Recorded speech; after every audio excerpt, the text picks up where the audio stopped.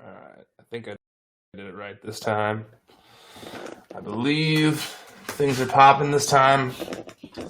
I'll let people start filtering in. Oh, yes, I did it right this time. All right, we're good to go. Let's turn off. Hello, people that are filtering in still. 1 second. Let's see. Getting everything set up. Hello, everyone, as you're streaming, as you're coming in. I appreciate you joining me here.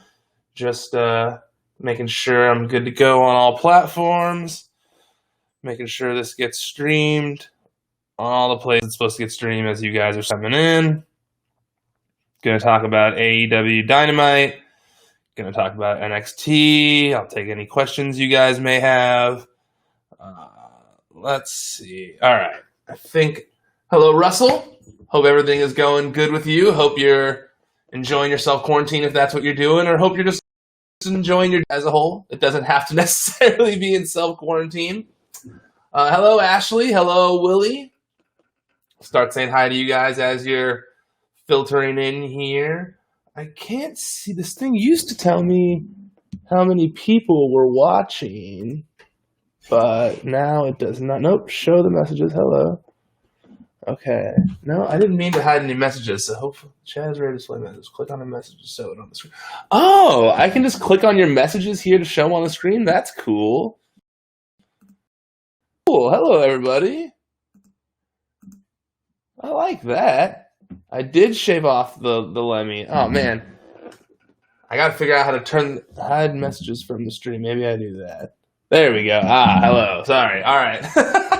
I'm still figuring out this restream thing as I let people slowly filter their way in. Yes, I did shave off the Lemmy. I shaved off the mustache as well. It feels so weird to have a clean face again. I don't even know.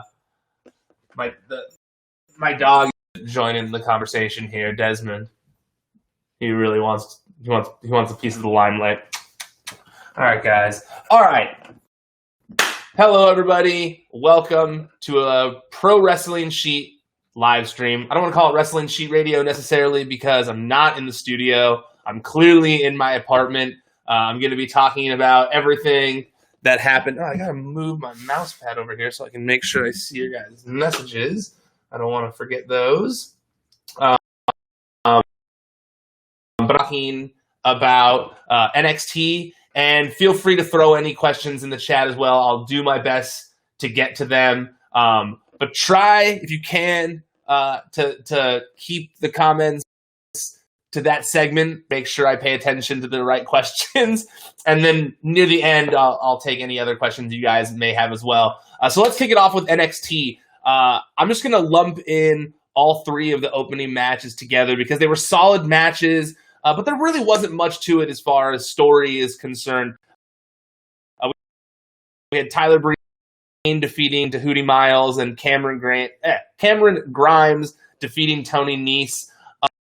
I realized they were likely filmed separately to limit the amount of people gathering, but it honestly just feels like the wrestling matches with no story should be limited to, in my opinion, as much as possible right now. With everything going on and everything the government is saying, some of these filler matches are less exciting to me, mainly because I have the real world in my mind, and I can think of everything that the government's saying, all the press conferences I see. And so while of me, since wrestling should probably be stopped entirely if this were to be the case, but I'm really building stuff right now as opposed to straight up wrestling contests. Let's see what we got here in the chat. Who let a 14-year-old run the stream? Hey, man, I usually have a whole studio to do. Normally have to do in my apartment. I'm just trying to give kind of content out there since I won't be doing radio this week. Nick, that's exactly how I feel. No story equals no point. I understand, with everything going on, they still want to fulfill their obligations right now from, for TV contracts and stuff like that and keep it going as much as possible. But, I honestly believe where there's vignettes you can do, there's segments where people are talking that are far apart that you can fill in the time with more. Even just a solo thing with one guy, kind of like what's his face this week. Oh, my boss just texted me. Let me give a response back.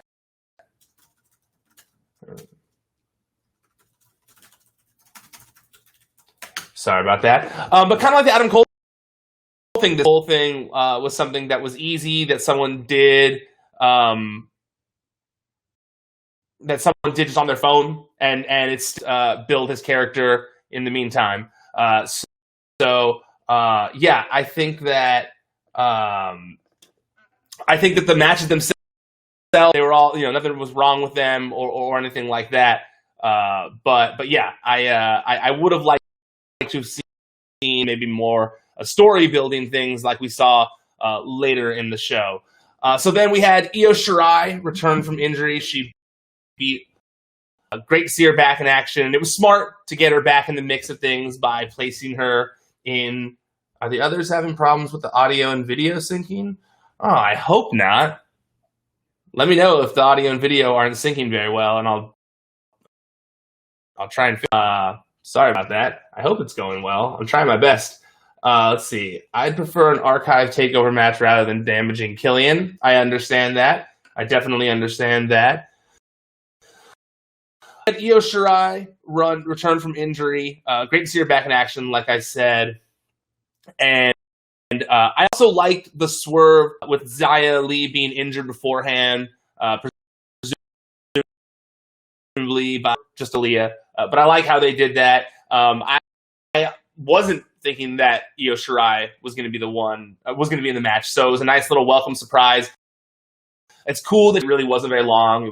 I believe it was either January or February. Or January, I believe. So really cool. Good to see her back in action and back in title contention, or at least near the number one contender spot. She's obviously a huge talent, so it's good to see her. It's good to see that it wasn't long, that she wasn't out of action long, that it wasn't a serious injury. Yeah, I'm definitely happy to see her. Dijakovic and Damian Priest had a promo segment, and I really like all three wrestlers. I really like all three wrestlers. We've been in this never-ending cycle of the guys, and it desperately needs something new added to it. Keith Lee and Dijakovic, honestly, in my opinion, need away from each other at this point. It's not Gargano, Ciampa. Their matches are great when they have the matches, but I just feel like both guys, it's not that they lack charisma or anything like that. It's just the two of them are maybe just too. I don't know what it is. It's just something is missing in these segments with these three guys, and I don't know what it is. But it just feels like we're in this never-ending cycle of Damian Priest, Dominic Dijakovic, and Keith Lee. And to me, I was kind of hoping that Killer Kross was going to be injected into this. I think that he would at least add something new to what's going on right now. So I was hoping that he was going to be injected into Keith Lee, Dominic Dijakovic, Damian. That's not the case. It seems like he has his eyes set on someone else, which we saw at the end shortly. But I just feel like this feud needs, this program or whatever, these three guys, they need something to break up the copy and paste feeling of what they're doing here. And I don't think that just adding the nightstick to it is really going to change things up that much. It's not going to make things that much more different. So I'd really, really like to see them do something different with the North American Championship. And even if it is Damian Priest, Sinclair mentioned here, Damian Priest winning North American Championship. I wouldn't be against that. I just want something different in that whole program. I just feel like we've been getting the same thing out of it for a long time. Tyler, you ask, what are the chances of WWE putting WrestleMania on Fox free for all? I don't know. I don't think that there is. I don't think they're going to do that. I don't think they're going to do this. It's too late. They would be promoting that already. It's so soon. It's coming up too quickly. I think the window is passed for WrestleMania being anywhere else but pay-per-view and the WWE Network. At least that's how I look at it. I'm not ssure. Ashton, I'm glad you agree. Ashton Adams says, the feud needs a spark. I agree. Pro Wrestling Unlimited says the same thing. It really felt a little off, like it should have ended a month ago. That's exactly how I feel about it. I feel like it should have ended a month ago, and I don't really know if they've done caring about it. Okay, so Oney Lorcan and Danny Burch beating Shane Thorne and Brendan Vink.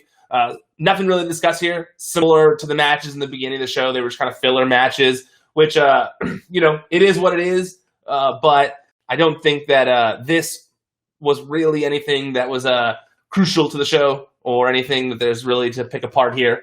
I did like that Candice LeRae earned a spot in the women's ladder match. I'm a huge fan of Candice LeRae, so anytime she's getting more action, I'm happy with it. But similarly, it was just kind of a filler match here. I don't think there was a lot to really pick apart. Let's see. Dijakovic versus Priest should have been happening for TakeOver.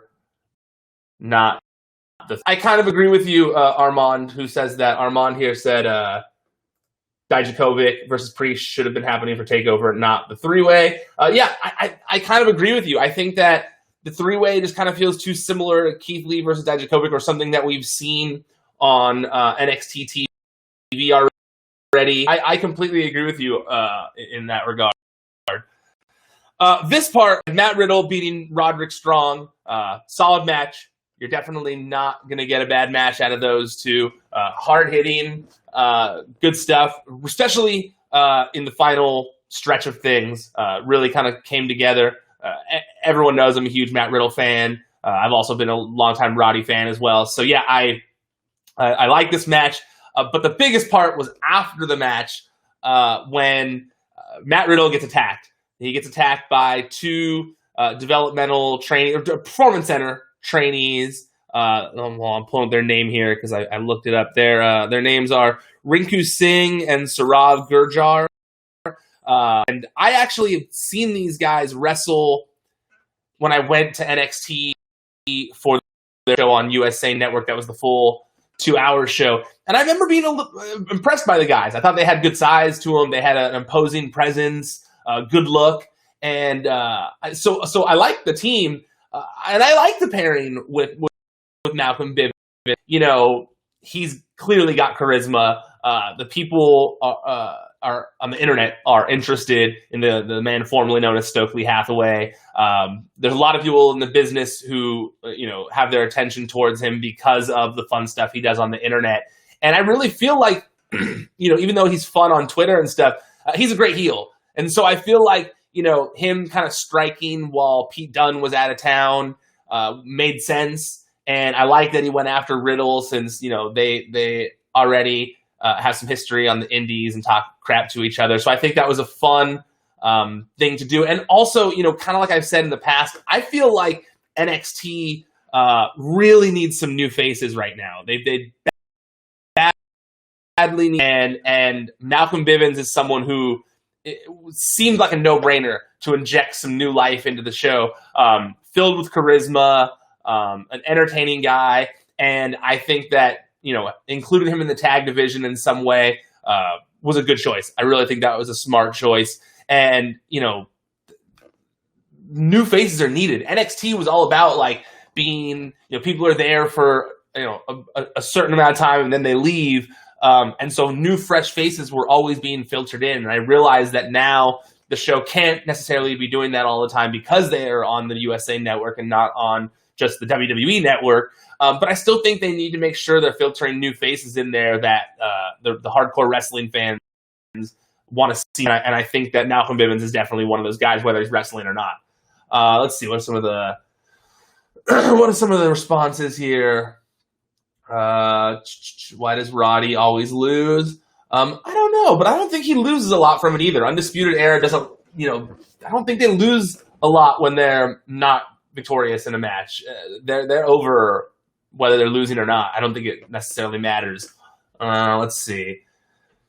I get AOP vibes from this debut, says Anthony JCP. Yeah, Anthony, I agree with you. Definitely felt very AOP-ish. And, AOP worked with a manager. It was cool how they had a manager with the two big guys who didn't do a lot of the talking. And I think that they could definitely have the same vibe with Malcolm Bivens and whatever the team name they come up with for these guys. I don't think, Max Dinenberg says AOP ripoff. I don't think it's fair to say that yet. We've only seen them for 3 minutes, 2 minutes. Maybe not even 2 minutes. So Max, I think we should hold off of anything. Let's see what else we got in here. For sure, they need to establish more mid-level wrestlers. Yeah, exactly, Ashton. Yeah, I feel like the fresh factor isn't necessarily there right now. For a long time, that was like the main thing with NXT, and right now I'm not feeling it. And they are putting new talents out there mixed with legends. So, when you have those two things going up against each other, you go, well, why isn't NXT putting out some of their more fresh talent to fight back with a little bit? And so, yeah, I agree with you. I hope they mentioned with Riddle and Bivens. I mean, it seems like they're going to, based on the way he attacked him and stuff. So I think we're going to. Okay, so then we had the Triple H Ciampa Gargano segment, and I didn't hate this by any means, but I've just lost interest in this current feud for some reason. I'm just really ready for NXT to close this chapter and move on. So the Johnny Gargano Ciampa stuff just isn't getting me hyped right now. I don't know what it is. I don't know if it's where it's at right now, or it's because I feel like it's been happening for so long and there's nothing new about it. We already saw heel Johnny, and people didn't really want heel Johnny, so he got put back to being a face, and now we're back at heel Johnny again. And while I don't think Johnny Gargano is bad as a face, as a heel, I do like this just isn't what the people want right now necessarily, and so it just wasn't necessarily clicking for me. I also found it funny hearing Triple H for an empty building for them to wrestle in and giving them the 2 weeks thing. We're like, how long do you want? And Johnny's like, well, I can't do it next week. Well, how long do you want? Give me 2 weeks. It's badass to me. And also, when he's saying he has to look for an empty building for them to wrestle in, it's kind of silly when they're standing in an empty. Why would you have to look for one? They're there. You're in one. Why do you have to go to like an abandoned building? That didn't quite make sense to me. But because I'm not necessarily as hyped on their match at Takeover now. It's gonna be on regularly. But I doing it at an off-site location that they can make it more cinematic, maybe along with Hardy type stuff, which not that silly factor. It could be cool. They could surprise us with something that's a nice cap to long program. What did you guys think about it though? Triple H was telling his kids. Nolan here says Triple H was telling his kids they're wrecking the house. Yeah, it definitely felt that way, Nolan. It was, and I like how he was like, Regal wanted to fire you, but I said no, and if you don't stop fighting this time, you're both done. You're both grounded. So yeah,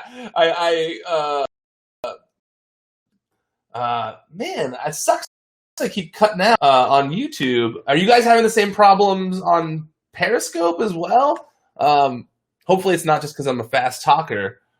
And yes, of the interruption at the end, yet to close the show. As I said, I think some new faces need to be injected into NXT, and this helped create intrigue as to waiting any of the people in the ring. So I felt like the killer kind of things to come. I've seen some people saying, well, he's going to make his debut. Yeah, bummer, but that's the state of things right now. And if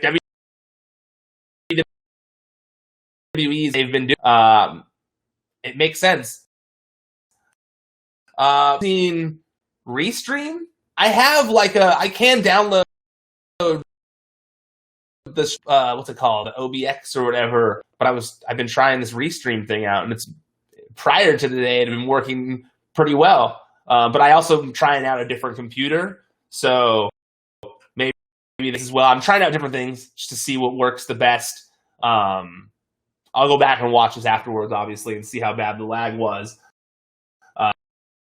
I've been lagging that hard. I'm sorry for those of you who are watching that it's lagging. Obviously, it's not.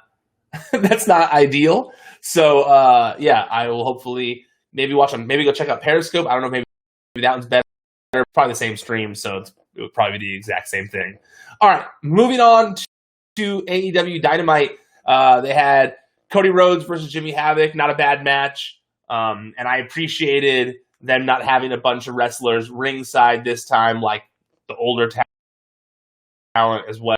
I also, it looked like they didn't have Jim Ross and Excalibur there as well, obviously.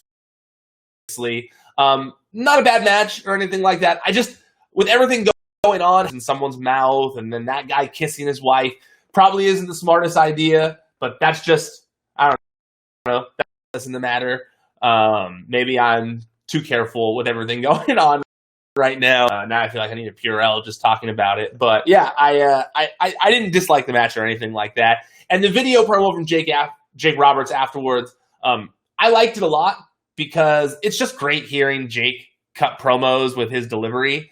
I'm just not sure it made the most sense with it didn't quite make sense, and I didn't understand why Cody wouldn't just accept the challenge. Like, Cody has been a fighting champion type guy. So I didn't necessarily understand why he wouldn't just be like, cool. I don't know why he has to build a body of work in AEW first when they haven't even been around that long anyways. You'd think he'd just want the best competition. So yeah, I don't know. I liked it mainly because Jake's just cool to hear. Jake's great. His delivery is great. He's captivating to watch. So I did like that.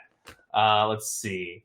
What else we got here in the responses? The voice was Scarlett talking, but it was translated to Romanian. Yeah, I saw that on Twitter. I did see that. It didn't look too deep though that needed to be heard. But yeah, I did notice that people were saying it was Romanian that she was speaking. Popping in just to say I'm glad you shaved your whatever that was on your face. Thank you, Danny. It was just for fun. I feel much better now having a clean-shaven face. I listen to Jake promos all day, says Ashley. Yeah, no, I get it. I definitely get it. What's this saying? Everyone keeps asking me about WrestleVotes. Everyone keeps WrestleVotes. What did WrestleVotes say? I'm looking it up. Let's see, because I can't click out of here, so I have to look at it. I have to look at it while I'm talking to all of you. What did WrestleVotes say that I should be seeing?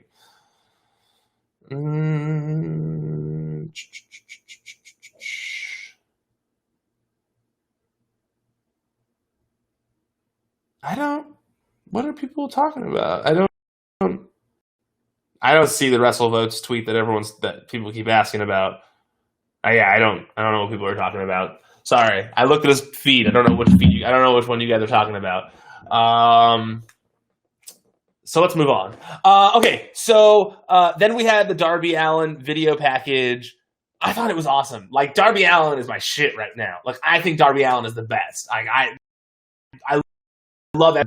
And I love these video package things that he does. It's so different. And I love different. I love when someone's trying something that other people aren't doing. And these black and white, neo-grunge-esque videos that he puts out that seem like they're made by him.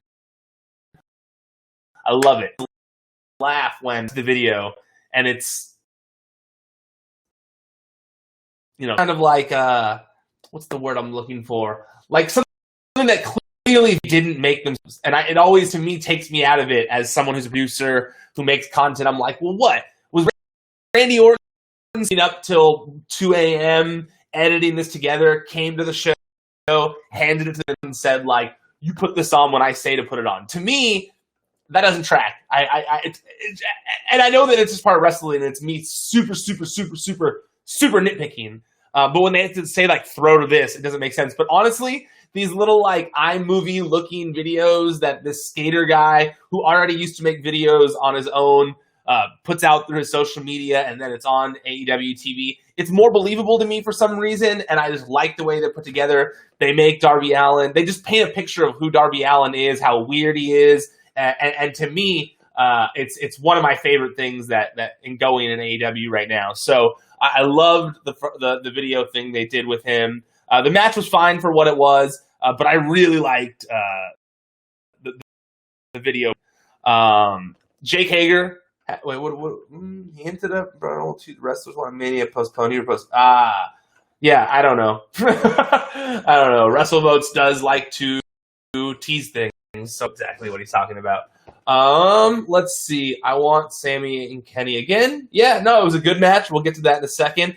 Jake Hager, he had a wash match, and then interaction with Jon Moxley. He also had that promo after the from the commercial break. I hope this isn't the title program that they're going towards next.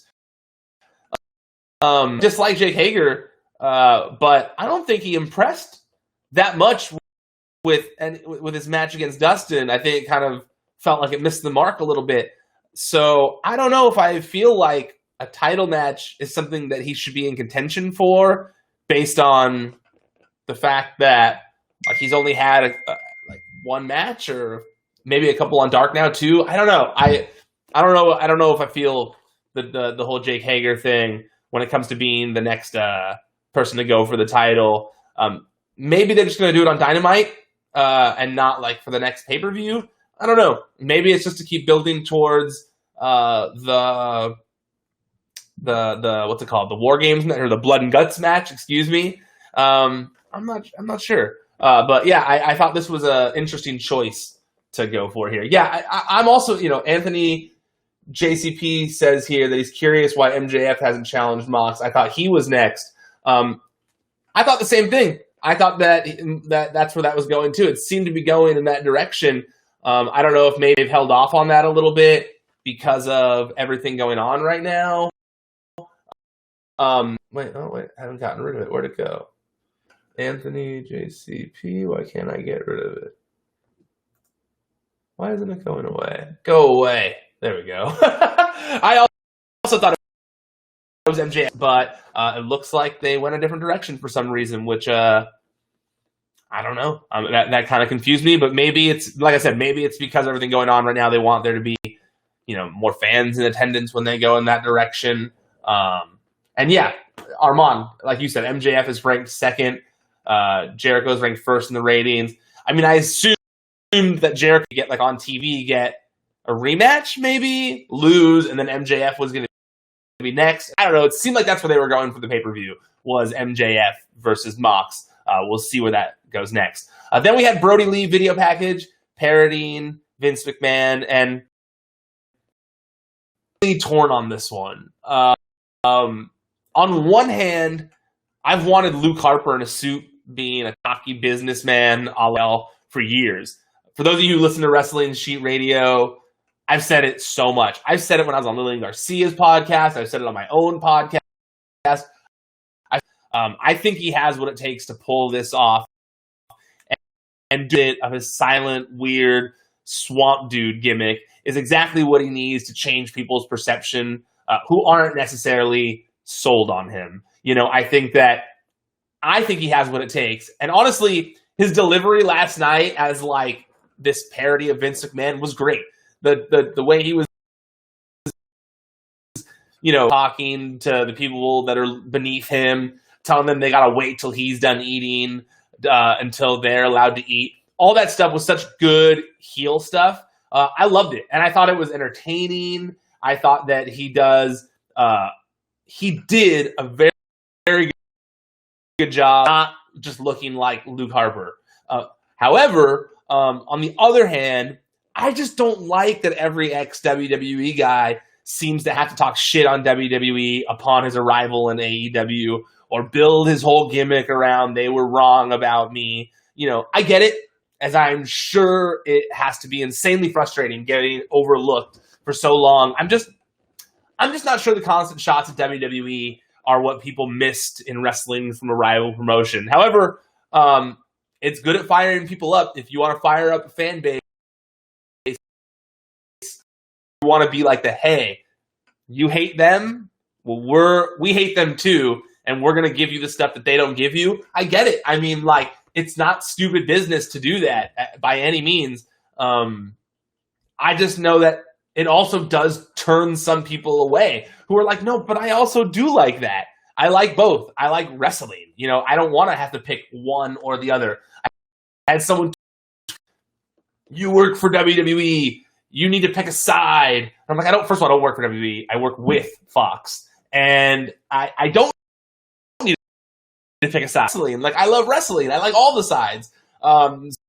So there are some people I think who are turned off when that happens.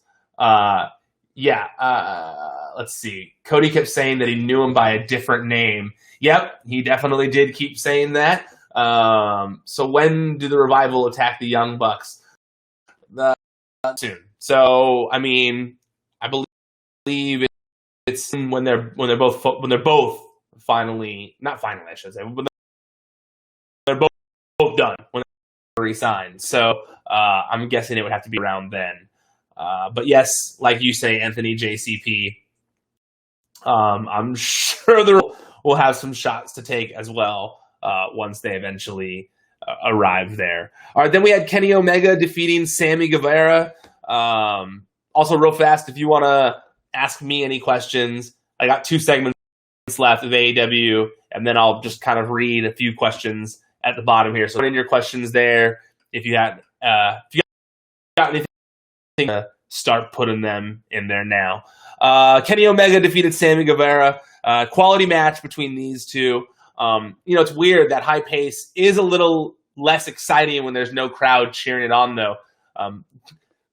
I had tweeted a few weeks before all of this coronavirus stuff happened, saying everyone for my whole life, everyone's like, oh, this dead crowd really took away from the match, and I'd always just be like, who cares about the crowd? Watch the match. Now that I'm watching these crowdless shows, I finally understand what everyone's talking about. I'll never make that comment again. They want to. There's no question about it. I see how stupid that was of me now.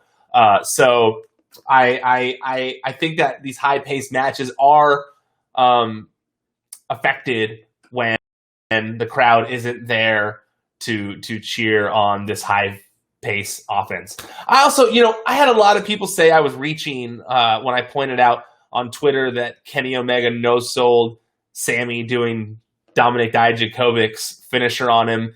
And I didn't say it. I just asked. I was like, you think? Because I don't know, war of words between the two of them, and they were taking shots at each other, and there was stuff on Being the Elite where they were making fun of it, and there was a whole thing. There was a whole thing. And so I noticed, I just thought it was funny when Sammy, who I know he's been doing that move a little bit, when he did it to Kenny completely no-sold it and then did his V-trigger, and I was like, I wonder if there was anything deeper there. I could be tripping. I could be reaching. I didn't say it definitively was. The thought just crossed my mind when I saw it. I wasn't trying to stir the pot, as people like to say. And lastly, we had Jericho and Matt Hardy. Jericho arguing with Vanguard One, saying he doesn't appreciate his political takes on social media, absolutely killed me. I was cracking up.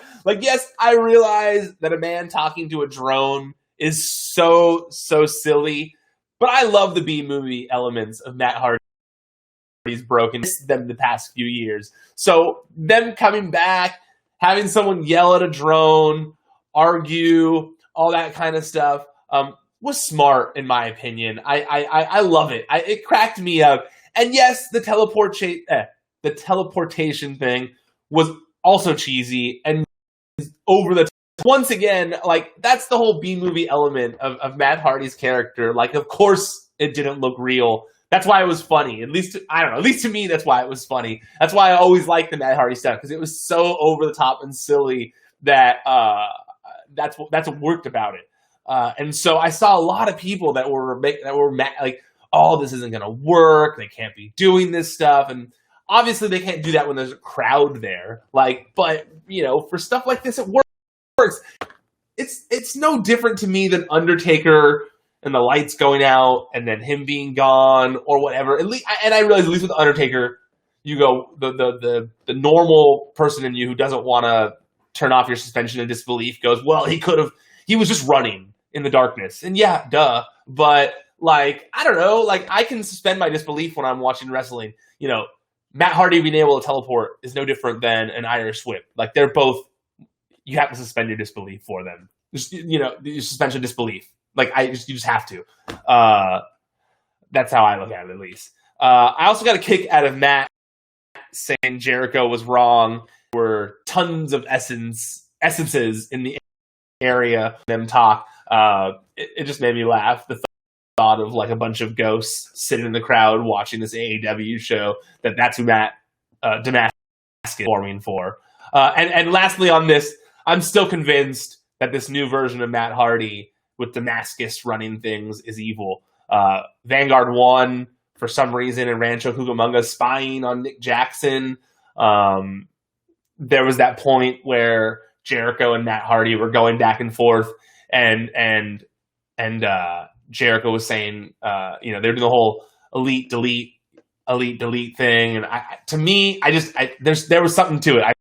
I feel like there's something. Damascus is evil. He knows that the Bucks are the only who can remove an essence from Matt Hardy's vessel, and he's threatened by them. And so I think this new version of Matt Hardy's evil, and he's eventually going to have to be vanquished by the original Broken Matt.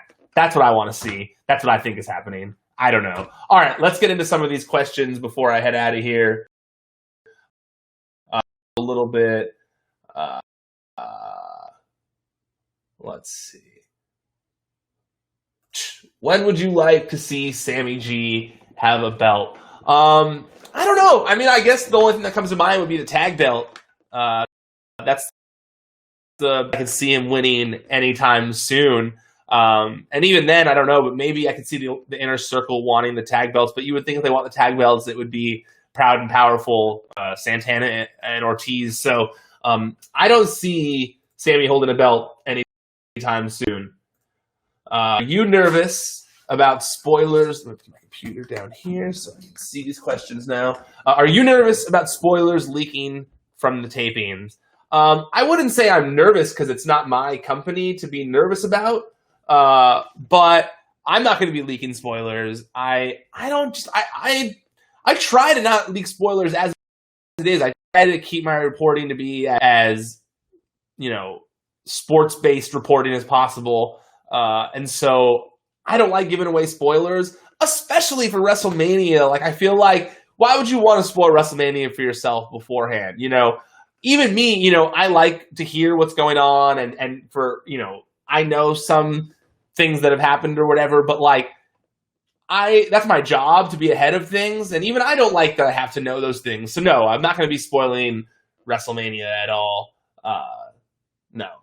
Or just the tapings in general. I don't know. It doesn't excite me. It's not something I want to be reporting on. Let's see. Hey, Ryan, do you see this year's SummerSlam can be the equivalent to WrestleMania, trying to make up the hype and having the crowd in attendance? I said this on Twitter the other day. I hope if the world gets better, if things change, if we're able to flatten the curve, then I could see that being the case. But I just don't know. I don't know what the future holds. The future is so uncertain. From what I've heard, they have filmed matches for the Raw after Mania as well, which would have them have everything filmed up till April 6th. And the lift, the stay-at-home, safer-at-home, whatever it's called, that order in Orange County is supposed to be lifted April 9th. And from what I've heard, they're going to resume tapings at the PC afterwards if all goes to plan. So we'll see. Hopefully, I hope this year's SummerSlam gets to be the equivalent of WrestleMania. That's what I hope. Let's see. What else we got here? So the Jericho will lose. I assume that Jericho will lose to Hardy. So what would you do with him? after this storyline? Good question. I mean, there's still a lot of people he hasn't wrestled. He was wrestling all the top guys for the most part when he was champion. I still think there's a lot to bring up all the people beneath him to kind of bring them up to his level, kind of like he was trying to do with Jungle Boy and stuff like that. Like he's ever. I think that his role for a little bit will be bringing people up and helping to elevate them and helping to elevate their level. Because, I was listening to the Young Bucks on the AEW podcast today, and even they were saying that like Jericho is obviously the biggest pro out of everyone there, that he's not fazed by the live element of things, and he's able to use his expertise to help people in the company. So that's what I see his role being, Max. Let's see. What else we got in here? Let's see. I believe Matt is going to reveal in the end he's with the Dark Order. I agree with you. Dan Brown Jr. says, grow the beard back. That's the plan, Dan. That is the plan. I just wanted to feel my face again, dude. I just really wanted to feel my face again and not have a bunch of hair there. It feels so nice. Let's see. What else we got here? The voice talking to Matt in the videos was the Exalted One. Very much possible. Thoughts on Brodie Lee's character being nothing but a Vince McMahon jab so far? I just talked about that a little bit ago. What are your thoughts of AEW cutting back to their rosters, gambling backstage? I thought it was smart. I thought that, my whole thing last week was the fact that there was like 20 people surrounding the ring when they were saying not gathered.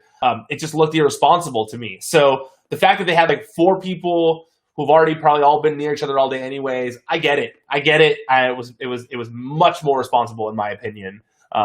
Definitely much more responsible in my opinion. And they weren't having just the backstage interviews where they were just handing the microphone. They were doing the whole regular, making some changes. What kind of revenge will the Bucks take on the Inner Circle taking out Nick? I'm sure we will see that soon. The Revival dudes are obviously AEW bound. I think that seems pretty safe to say at this point. Let's see. Any chance of AEW having the Inner Circle at the Hardy compound?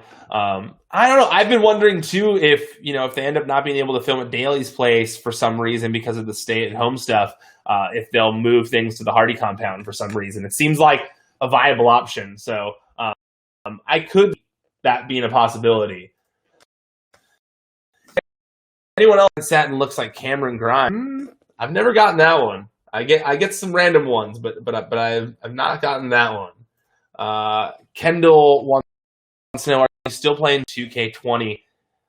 I am, but I'm like on the brink of switching to 2K19. I have to skip all the entrances, which I love. The game just still feels broken. As much as I enjoy some of the changes they've made, rated wrestler type stuff with these games, then yeah, it's a big disappointment.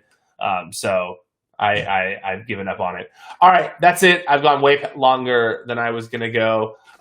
Thank you all for joining me here. I appreciate it. Hopefully the lag wasn't too unbearable. I'll watch this back. I'll see what happened. I'll try and fix it for next time.